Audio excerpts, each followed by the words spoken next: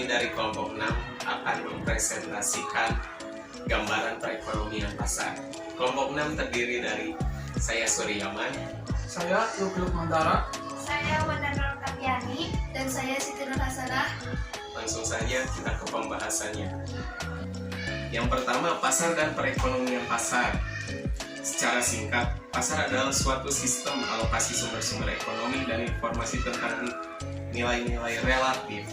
Dari sumber-sumber ini juga merupakan sistem yang mendistribusikan pendapat dalam proporsi sesuai dengan jumlah dan nilai pasar dari sumber-sumber yang dimiliki.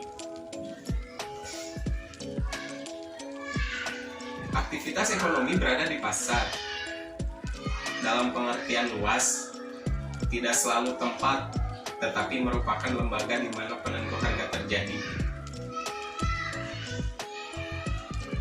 Kita ambil contoh dari gambar tabel di atas. Secara teoritis, pasar diartikan sebagai suatu kondisi keseimbangan antara permintaan dan penawaran, di mana secara grafis terjadinya pasar di saat perpotongan kurva D dan S, demand dan supply. Perekonomian pasar adalah suatu kegiatan perekonomian yang terjadi dalam masyarakat, diatur dalam dan dikendalikan oleh mekanisme pasar. Sedangkan mekanisme pasar adalah suatu sistem di mana terjadinya kekuatan tarik-menarik antara penjual dan pembeli dalam penentu harga kualitas barang yang diperjualbelikan. Nah, dari contoh tabel di atas, titik E merupakan market equilibrium. Market equilibrium adalah suatu kondisi yang mana jumlah permintaan barang sama dengan jumlah yang ditawarkan dengan tingkat harga tertentu. PE itu merupakan harga keseimbangan. QE adalah jumlah keseimbangan. Nah, dari sini harga yang terbentuk melalui mekanisme pasar berfungsi sebagai sinyal bagi produsen dan konsumen dalam memecahkan masalah dasar ekonomi, mengkoordinir produsen dan konsumen dalam setiap pengambilan keputusan, dan dalam menghadapi perkembangan pasar. Fungsi pasar sendiri, yang pertama fungsi sarana distribusi, fungsi pembentuk harga, fungsi promosi, fungsi sosial budaya. Berdasarkan jumlah penjual yang ada, struktur pasar dibedakan menjadi 4: pasar persaingan sempurna, perfect competitive market, pasar monopoli, pasar oligopoli, pasar persaingan monopolistik. Pasar sempurna itu pasar dengan jumlah penjualnya sangat banyak. Sedangkan pasar monopoli, pasar dengan hanya satu penjual. Pasar oligopoli, pasar dengan jumlah penjual sedikit. Pasar persaingan monopolistik, pasar dengan banyak penjual tetapi produknya heterogen sehingga masing-masing penjual dapat mempengaruhi harga. Nah, ketiga pasar terakhir termasuk dalam pasar persaingan tidak sempurna, imperfect competition market. Nah, dari sini kita ambil contoh pasar tradisional dan pasar modern. Kelebihan pasar tradisional yang pertama itu harga bisa ditawar, sedangkan di pasar modern harga tidak bisa ditawar atau harganya tetap. Selain kelebihan tersebut, ada juga kelebihan-kelebihan yang lain. Contoh kelebihan di pasar modern, barang cenderung lebih fresh karena segar. Nah, kekurangan di pasar tradisional, barangnya cenderung kurang segar. Sekarang lanjut ke masalah dasar ekonomi dan peranan pasar. masalah dasar ekonomi dan peranan pasar. Masalah dasar ekonomi ialah kondisi di mana sumber daya yang dimiliki manusia terbatas dan sedangkan keburukan dan keinginan tidak terbatas memunculkan kondisi yang disebut dengan kelangkaan atau scarcity. Kelangkaan itu sendiri merupakan masalah inti atau masalah dasar ekonomi. Kelangkaan ialah suatu keadaan di mana suatu produk, baik barang ataupun jasa, tidak tersedia dalam jumlah yang cukup untuk memenuhi keinginan semua orang tanpa pengorbanan, dalam arti lain tanpa perlu membayar, atau at zero price. Tanpa adanya kelangkaan, ilmu ekonomi tidak akan ada.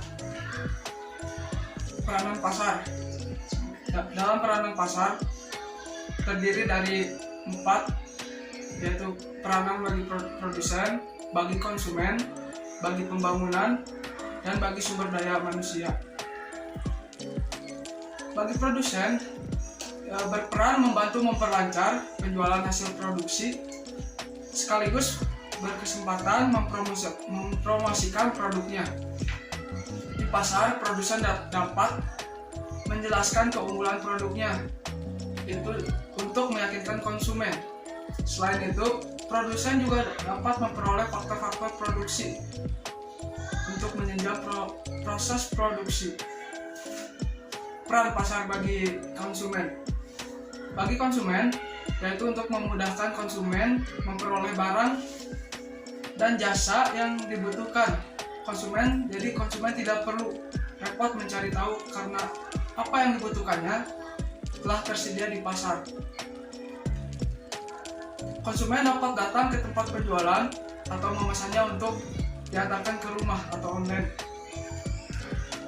Kemajuan teknologi membuat jarak dan waktu bukan lagi kendala untuk memperoleh produk yang dibutuhkan.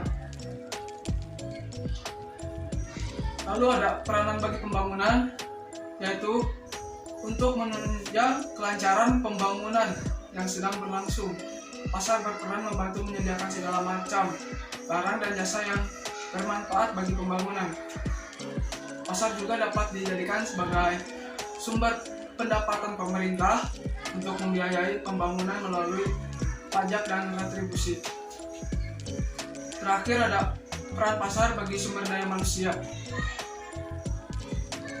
Kegiatan perdagangan di pasar membutuhkan tenaga kerja tidak sedikit. Semakin luas suatu pasar, semakin besar tenaga kerja yang dibutuhkan. Dengan banyaknya tenaga kerja yang dibutuhkan, pasar turut membantu mengurangi pengangguran, memanfaatkan sumber daya manusia, memperkerjakannya, serta membuka lapangan kerja. 3. Ada batas kemungkinan produksi. Batas kemungkinan produksi ialah representasi grafik yang menunjukkan kombinasi dua barang atau jasa yang dapat diperoleh dengan efisien dari sumber daya dan pengetahuan teknologi yang tetap. Kita tahu bahwa produksi barang dan jasa dalam kegiatan ekonomi yang nyata di dunia ini tidak hanya terdiri dari kombinasi dua barang atau jasa, melainkan kombinasi dari banyak barang dan jasa. PPF di sini adalah suatu model yang menyederhanakan kegiatan produksi menjadi hanya dua barang untuk mempermudah kita mengerti konsep efisien dan biaya, kesempatan dan trade-off. Untuk lebih jelasnya, mari kita lihat tabel berikut. Bisa dilihat dari tabel kemungkinan produksi, pilihan A bisa membuat artikel atau topi sesuai yang dibutuhkan dengan keadaan di suatu tempat tersebut. Misalnya, seorang kontributor tentorku dapat memilih apakah akan membuat artikel atau topi dalam 1 minggu kerja. Berdasarkan sumber daya dan pengetahuan teknologi saat ini, tentorku dapat memilih untuk membuat topi saja dalam 1 minggu, yaitu dalam arti lain 0 artikel dan 15 topi, atau membuat artikel saja dalam 1 minggu 5 artikel atau dan 0 topi, maupun kombinasi keduanya. Dan selanjutnya, dari tabel di atas akan kita simpulkan. Jadi sebuah pilihan, contoh pilihan A dapat membuat artikel 0 dan topi 15. Mengapa demikian? Itu dipengaruhi karena berdasarkan sumber daya dan pengetahuan teknologi. Nah, itu adalah contoh batas kemungkinan produksi. Misalkan pilihan B, dia akan membuat satu artikel dan topi hanya 14. Pilihan C, artikel 2 dan topi 12. Pilihan D, 3 artikel 9 topi. Pilihan E, 4 artikel 5 topi. Dan pilihan F, 5 artikel 0 topi. Nah, dari situ dapat kita simpulkan batas produksi dipengaruhi oleh sumber daya dan pengetahuan yang ada pada perusahaan tersebut. Lanjut ke peranan pedagang, uang, dan modal dalam perekonomian pasar. Peranan kegiatan perdagangan, entrepreneur, wirausaha atau pengusaha mengembangkan perusahaan untuk menghasilkan barang atau jasa yang diperlukan masyarakat. Singkatnya, perusahaan memproduksikan barang untuk menjualnya ke pasar. Tujuan dari perusahaan adalah untuk memperoleh pendapatan dan keuntungan dari menjual barang yang dihasilkannya. Yang selanjutnya, peranan uang dalam perdagangan atau perekonomian. Ungkapan berikut dapat menunjukkan peranan penting dari uang. Uang merupakan penggerak perekonomian. Tanpa uang, perekonomian tidak akan berkembang. Karena apa? Karena tanpa uang, kegiatan perdagangan akan terhambat. Fungsi utama penggunaan uang adalah untuk menjadi perantara dalam kegiatan tukar-menukar. Uang menjelaskan atau menjalankan 3 fungsi lain dalam perekonomian. Yang pertama, sebagai satuan nilai. Yang kedua, sebagai alat pembayaran tertunda. Dan yang ketiga, sebagai penyimpan nilai. Yang selanjutnya, peranan modal dalam perekonomian. Peranan modal sebagai sumber kehidupan penciptaan kekayaan dikombinasikan dengan tenaga kerja. Modal dapat digunakan untuk menghasilkan keuntungan bagi investor bisnis. Modal termasuk aset yang digunakan perusahaan untuk menghasilkan pendapatan. Yang untuk selanjutnya, prinsip dasar dalam perekonomian pasar. Prinsip ekonomi merupakan hal-hal yang mencakup berbagai macam hukum dan teori ekonomi yang menjelaskan bagaimana suatu ekonomi berupaya memenuhi permintaan tak terbatas di pasar dengan pasokan sumber daya yang terbatas. Penerapan prinsip ekonomi digunakan pada 3 kegiatan, yaitu produksi, distribusi, dan konsumsi. Macam-macam prinsip ekonomi. 1. Bagi konsumen, yaitu harus membuat prioritas terhadap barang atau jasa yang akan dibeli dengan memperhatikan manfaatnya terlebih dahulu atau mengutamakan kebutuhan pokok. Yang kedua, bagi produsen, yaitu memproduksi barang yang banyak dicari dan dibutuhkan oleh masyarakat. Yang ketiga, bagi distributor, yaitu penggunaan saluran distribusi yang baik, juga mencari alat angkut yang ekonomis, kemudian mengetahui cara yang paling efektif dan efisien. Kesimpulan dari presentasi kelompok kami, yang pertama, pasar tidak selalu tempat, tetapi merupakan lembaga di mana penentu harga terjadi. Secara pasar ada 2 pasar tradisional dan pasar modern, di mana kelebihan dan kekurangan pasti berada di pasar tersebut. Di antaranya, kelebihan di pasar tradisional, harga bisa ditawar, sedangkan kekurangan di pasar modern, harga tidak bisa ditawar.